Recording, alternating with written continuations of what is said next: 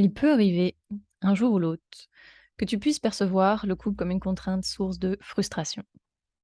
Ça pose la question de: peut-on se sentir réellement libre quand on est en couple? Est-ce qu'il faut être polyamoureux pour ça? Et puis finalement, c'est quoi être libre? D'ailleurs, si tu n'as pas encore vu, ma vidéo à propos du polyamour, je l'indique, probablement, quelque part autour de cette, vidéo. OK, déjà le point de départ que je voudrais que l'on sur lequel je voudrais qu'on se mette d'accord, c'est que, tu as à disposition 2 types de liberté pour pouvoir t'épanouir dans la vie. Et que, le deuxième type de liberté est souvent mal compris et c'est ce qui peut mettre en danger ta relation de couple. En effet, tu as accès à la fois à une liberté, que l'on peut qualifier d'extérieure et une autre liberté que l'on peut qualifier d'intérieure. Tu vas me dire: «OK, c'est bien gentil, mais ce sont des concepts qui sont clairement super abstraits» et là-dessus tu as bien raison et donc concrètement, ça veut dire quoi? Admettons que je parte, en vacances avec l'intention de prendre des photos avec mon téléphone pour les partager régulièrement sur les réseaux sociaux. Et que pas de bol, paf, le premier jour, je casse mon écran et mon téléphone est inutilisable. À moins d'être Maître Yoda, ce type d'expérience génère un espace de frustration, plus ou moins long selon les personnes et donc ça peut durer quelques secondes, quelques minutes, quelques heures, quelques semaines, tout est possible. Toujours est-il que, ça amène, dans l'expérience le fait que je me confronte à une limite, à une forme de perte de liberté, parce que j'ai envie de quelque chose, mais je ne peux pas le faire et donc ça génère une espèce de sensation intérieure un peu tordu et pas tout à fait confortable. Face à cette situation, j'ai 2 possibilités pour retrouver une sensation de bien-être et de liberté. Utiliser ma liberté extérieure, à savoir je pars, en acheter, un neuf, rapidement, enfin directement ou utiliser ma liberté intérieure, par exemple, finalement choisir de voir l'intérêt, de l'absence de mon téléphone et me permettre ainsi, d'attendre, plus tard pour pouvoir, en acquérir un nouveau si jamais je souhaitais effectivement en acquérir un nouveau. Donc on avait un sentiment, inconfortable initial et vis-à-vis de ce sentiment, j'ai 2 stratégies différentes pour pouvoir en sortir. Donc ça veut dire quoi? Si je reviens sur un peu la la notion de concept, on a une liberté extérieure, qui est une liberté qui est plutôt de l'ordre physique, qui concerne ma capacité à agir sur mon environnement et les circonstances. Je veux une voiture, j'achète une voiture, je veux sortir de chez moi, je sors de chez moi et c'est une liberté qui est souvent, associée à la notion d'argent parce que ça permet, une matérialisation souvent plus rapide. Donc je me sens libre parce que je me sens capable de m'entourer, de créer ce que je désire dans ma vie. Et donc évidemment, à l'inverse, quand je ne peux pas le faire, je ne me sens pas libre. Si je veux acheter une voiture, que je n'ai pas l'argent disponible, je ne me sens pas libre. Si je veux changer de travail, mais que j'ai peur, de manquer d'argent, je ne me sens pas libre. Et donc souvent, moins, je vais savoir générer d'argent, moins je vais avoir la perception d'avoir du pouvoir sur ma vie et moins je vais avoir la perception d'être libre. Je fais vraiment des raccourcis, on va pas se mentir, mais ça permet, de délimiter un peu cette fameuse, liberté extérieure. Évidemment, elle ne dépend pas que de l'argent. Toujours est-il que c'est la liberté qui est la plus valorisée aujourd'hui dans notre société. Et donc on a cette fameuse autre liberté, cette liberté intérieure, qui est souvent, très, très, très abstraite et assez, mal comprise, assez mal perçue, voire considérée comme un peu impossible, inaccessible ou un peu, heu, ouais, bon enfant, je sais pas, enfin bref, pas forcément une liberté très valorisée. Et elle, elle nous permet quoi? Elle nous permet d'agir sur ce qui se passe en nous-mêmes. Ça veut dire que je suis capable de créer entre guillemets «les pensées, les ressentis» que je désire à la demande.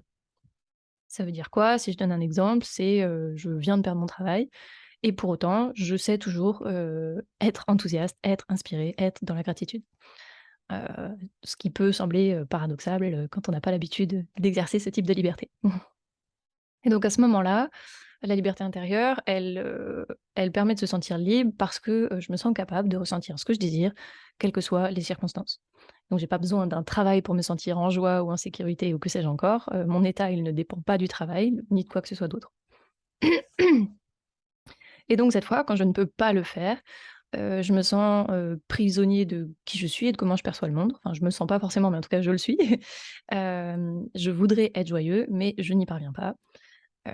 Et dans ces cas-là, souvent, on va avoir la tentation de projeter, notre incapacité à choisir comment ça se passe en nous-mêmes sur notre environnement. Et donc je vais identifier, à cause de quoi je n'arrive pas à penser ou à me sentir de telle ou telle manière, parce que, c'est la faute de mon travail, c'est la faute de mes parents, de mon conjoint, de tout ce qu'on veut. Or, cette fameuse liberté intérieure, elle ne repose que sur ma propre responsabilité, elle ne dépend que de moi. Voilà, donc ce sont 2 libertés différentes que l'on maîtrise plus ou moins bien selon les individus. Il y en a une qui est plutôt, orientée vers la dimension matérielle, une plutôt sur une dimension intérieure, voire spirituelle. Heu, Souvent quand on en développe une, on a tendance à mettre de côté l'autre, si je schématise, c'est un peu, quand je sais créer de l'argent, quand je sais, être dans une aisance matérielle, parfois je peux me couper du sens ou de l'éthique, de certaines choses. Si, à l'inverse, je suis tournée vers une liberté intérieure, que je vais, savoir trouver un sentiment de paix et cetera, je vais avoir, peut-être tendance à être fâchée avec l'argent. Je schématise encore une fois, je fais des raccourcis, mais l'idée c'est de pouvoir, voilà, clarifier un peu ces 2 notions. Et donc, toi, qui m'écoutes, si, à l'heure d'aujourd'hui, tu ne sens pas forcément complètement capable de faire évoluer les circonstances qui t'entourent, c'est probablement un indice que ça peut être intéressant pour toi de développer, ta capacité et ta faculté à être libre extérieurement, qui va te permettre de faire évoluer ton travail, ta situation financière, ta situation sportive ou que sais-je. Et si à l'inverse, tu as plutôt tendance à attendre que les circonstances soient différentes pour te sentir bien, ou que tu as besoin que les circonstances soient différentes pour que tu puisses te sentir bien, c'est plutôt un indice que, ça va être intéressant pour toi de développer une liberté, cette fois plutôt intérieure, à travers, la méditation, travail sur tes émotions, sur l'intuition, sur la communication, ce que tu veux. Dans tous les cas, ce que je souligne ici, c'est que, ça se travaille, c'est pas, figé. Maintenant, trêve de bavardage, si on fait, le lien avec, ta relation de couple. La relation de couple conventionnelle, monogame, exclusive, par, nature, elle, génère une contrainte extérieure qui, notamment consiste dans le fait de ne partager une sexualité qu'avec une seule personne. Et donc, par extension, c'est un cadre, et donc si c'est un cadre, ça, c'est propice à générer une forme de frustration parce que, bah, c'est une forme de limitation de liberté, tout simplement. Et c'est une forme de limitation de liberté qu'on va d'autant plus percevoir qu'elle va être challengée par notre part, entre guillemets «animale» qui elle, se moque assez du concept, de couple, parce que son rôle c'est de veiller, à notre, reproduction et donc qui nous amène à pouvoir identifier plusieurs partenaires potentiels et non pas un seul. Et donc on se retrouve dans une forme de situation où, je peux potentiellement désirer quelque chose sans pouvoir l'obtenir. Et donc je revis cette fameuse contrainte, heu, qui génère une tension intérieure, en fait, à résoudre. Et donc pour résoudre cette tension intérieure de «je veux quelque chose et j'arrive pas à l'obtenir» ou «je ne peux pas l'obtenir», on a encore ces 2 fameuses stratégies à disposition pour retrouver un état intérieur qui est confortable. À travers la liberté intérieure, je vais, savoir faire évoluer mes perceptions pour sortir de la frustration et retrouver de la joie au sein de mon couple et au sein de ce cadre que j'ai choisi. Ça veut dire quoi? Ça veut dire que je vais être capable de, passer de, je perçois, le cadre du couple comme étant une contrainte à je perçois le cadre, que me propose le couple comme étant une ressource, heu, sur laquelle je parviens à donner du sens et que je parviens finalement à apprécier. 2e, stratégie, liberté extérieure. Cette fois, le cadre ne me convient pas et je ne suis pas particulièrement réconciliée avec. Je l'élargis et donc à ce moment-là, on a plusieurs options. Soit, pouvoir faire preuve d'infidélité, soit, choisir de changer de relation, soit éventuellement, passer à un mode de relation, polyamoureux qui permet d'être en relation avec plusieurs personnes. Voilà. Dans tous les cas, ce sont des stratégies qui permettent de se libérer de la frustration initiale, de la tension de «je veux quelque chose, je ne peux pas l'obtenir», et de retrouver, bah, finalement de l'enthousiasme. Dans tous les cas, c'est quelque chose qui permet ça à court terme. À long terme, c'est là qu'on va observer des différences et que, chacune des stratégies évidemment ne mène pas tout à fait au même résultat. Si je fais, rapidement le le tableau, le couple, «conventionnel» entre guillemets, exclusif, le fait d'être en capacité de faire évoluer ses perceptions, de rechoisir le cadre du couple, ça permet de rechoisir son ou sa partenaire et donc cette fois, ça rapproche, les 2 partenaires et ça permet notamment de cultiver un sentiment de fierté. Si on part plutôt sur une dynamique d'infidélité, cette fois, c'est plutôt la cascade des sentiments inconfortables qui vont se présenter à soi. Parce que, on a, heu, résolu notre frustration, mais qui va générer d'autres, inconforts, de sentiments de honte, de culpabilité, des dynamiques de mensonges qui peuvent générer de la perte d'estime et cetera. Donc là, on va un peu, cultiver, finalement le feu initial. Si on choisit de changer de relation, potentiellement, on peut s'exposer cette fois plutôt à des schémas répétitifs parce que, en se libérant de la frustration, sans la dépasser réellement, finalement on la déplace et donc on a l'illusion qu'on va plus vivre la frustration alors que finalement elle va se représenter, dans un autre endroit. Et enfin pour le polyamour, cette fois on a un peu plusieurs cas de figure possibles. Soit ça peut être un petit peu entre guillemets, «le bazar», et puis un peu un chaos émotionnel avec, des yo-yo de satisfaction pardon, frustration, satisfaction, frustration. Ou à l'inverse, ça peut permettre, de créer un nouvel équilibre, et ça implique, d'être déjà avec un certain niveau émotionnel, un certain niveau de communication, qui fasse que finalement, bah, c'est effectivement un nouveau cadre qui est tout à fait sain et serein. Hem, je précise effectivement que donc le sentiment de frustration, de manque de liberté initiale, ça génère quasi automatiquement ce fameux élan de trouver une solution. On a cet élan naturel, probablement parce qu'on est par essence libre et donc tout ce qui peut nous amener à avoir la perception qu'on ne l'est plus, fait qu'on a, un élan un peu inéluctable de trouver une solution et de refaire l'expérience de notre liberté. Donc on a besoin de transformer ce qui nous en empêche. Donc pour ça, je vous ai partagé, les 2 voies possibles, un peu liberté intérieure, liberté extérieure. Et dans l'absolu, il y a aussi une troisième possibilité, qui n'est pas exactement une troisième possibilité, mais c'est quand même un troisième cas de figure, qui consiste à, bah, quand je ne parviens pas à dépasser ma frustration par la liberté intérieure, ni par la liberté extérieure, bah, à ce moment-là, c'est une situation un peu plus délicate. Je réprime mon élan de liberté et je suis dans une dynamique d'abandon. Donc là, c'est un peu moins fun et donc il y a plusieurs, cas de figure vis-à-vis du couple. C'est un petit peu si je reprends la dynamique de sexualité parce que c'est souvent un petit peu l'enjeu. Si je résiste face à mon envie, de «voir ailleurs» entre guillemets, sans parvenir à trouver, une paix intérieure, je parviens à rester fidèle, mais par un effort de volonté, douloureux et donc à la longue, ça génère, plutôt une dynamique de souffrance et de déprime. Au lieu de grandir de la situation, je m'empêche de vivre. Donc c'est pas exactement le même résultat. Si je fais le parallèle avec le salariat, par exemple, ça peut être un salarié qui, n'aime pas son travail. Enfin, je dis le salarié, ça peut être un entrepreneur aussi, hein, mais donc le cas de figure, classique de: «J'aime pas mon travail et je n'arrive pas à mobiliser ma liberté extérieure de, je sais que je vais enfin, je me débrouille pour trouver un environnement de travail dans lequel je vais être stimulée, je change de travail, je prends le risque de quitter mon travail et cetera».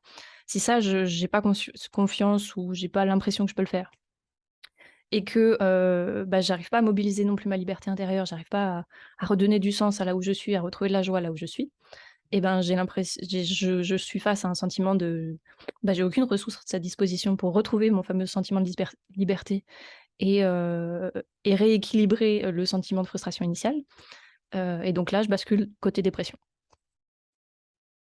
Hem, voilà pour ça et ouais, si je finis peut-être encore avec des exemples, si, je suis, je vais donner des exemples pas forcément joyeux, mais si je suis prisonnier, heu, ouais, allez, on va dans un camp de concentration et que, bah, justement, je n'ai ni la liberté extérieure de pouvoir m'enfuir, ni la liberté intérieure de retrouver un espace en moi, c'est le désespoir. Il y a des cas, assez extraordinaires qui démontrent et malheureusement, juste, j'ai pas noté le nom du livre, des personnes qui, parlent de la «joie» entre guillemets des camps de concentration, ce qui paraît complètement antinomique. Mais c'est parce que ce sont des personnes qui justement ont contacté des espaces en eux qui sont hors normes, qui sont illimités, et qui font que finalement l'expérience, elle peut, être, joyeuse et en fait que peu importe l'expérience qu'ils auraient à vivre, ils parviendraient à trouver un espace de foi, de gratitude, d'enthousiasme et cetera. Hem, voilà pour ça et donc si je contacte cette fameuse liberté intérieure, finalement, il y a pas grand chose qui peut m'atteindre. Si on prend l'exemple de Mandela, par exemple, qui a été, enfermé, pendant plus de 30 ans, si je dis pas de bêtises. Il a été enfermé physiquement, mais mentalement, il était inatteignable et puis, ça lui a pas empêché, à sa libération de pouvoir, bah, justement, à nouveau être un leader, pour, son pays et cetera. Ça l'a pas détruit, il a continué d'écrire des livres, et compagnie, parce qu'il avait cet espace intérieur, de solide et finalement qui faisait que même si physiquement il était restreint, à l'intérieur, il y avait pas grand chose qui pouvait le contraindre.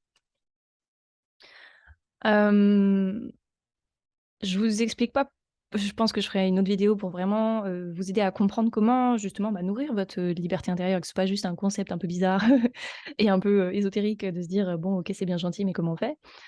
C'est un sujet, en soi, mais déjà de comprendre que c'est un peu une deuxième voie disponible pour tout le monde, qui se travaille et qui fait que finalement une contrainte extérieure, peut, enfin sembler absolument dérisoire quand on a, finalement, l'illimité à l'intérieur. Et donc si je dois faire une conclusion à tout ça, c'est qu'à mes yeux, c'est un peu l'intérêt, et l'objectif d'un couple qui implique l'exclusivité avec un seul partenaire, c'est que cette fameuse limite physique, que ça implique, propose finalement une ouverture vers, une forme d'illimité intérieure. Et donc selon notre manière de vivre le couple, on peut percevoir comme une contrainte parce qu'on regarde la contrainte physique ou au contraire comme une source intarissable de liberté quand on commence à goûter et à toucher du doigt cette fameuse liberté intérieure que ça permet, de développer. On va pas se mentir, la liberté intérieure, c'est pas un truc qu'on développe, comme ça en claquant des doigts. Il y a des moments, c'est difficile, et c'est en ça que je trouve que l'engagement du mariage, il a de l'intérêt. Parce que, ça agit un peu comme un coach sportif, j'ai envie de dire, où, tu as l'impression que parfois dans ta relation, tu peux avoir l'impression d'avoir tout donné, que tu es au bout de tes ressources, que c'est un peu le moment «d'abandonner» entre guillemets.